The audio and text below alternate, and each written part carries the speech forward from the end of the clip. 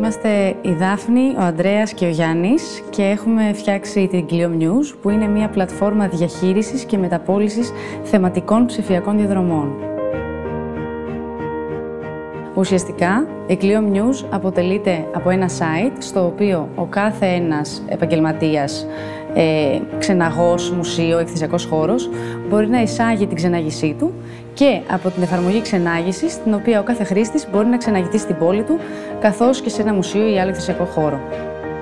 Αυτό που θέλουμε να πετύχουμε με την Clio News είναι να συνδέσουμε τον τουρισμό με τον πολιτισμό.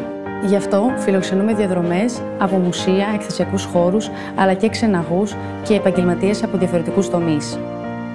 Η καινοτομία της Clio News είναι το επιχειρηματικό της μοντέλο, η σύνδεση των μουσείων με το τουριστικό κοινό και η μεθοδολογία του περιεχομένου που ακολουθούμε στις διαδρομές μας.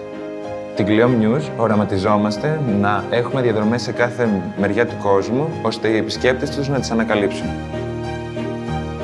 Οι ιστορίες στην Clio News είναι μοναδικές και έρχονται μέσα από έρευνα. Έτσι, μαθαίνουμε πράγματα που φέρνουν τους επισκέπτες πιο κοντά και τους ιντριγκάρουν.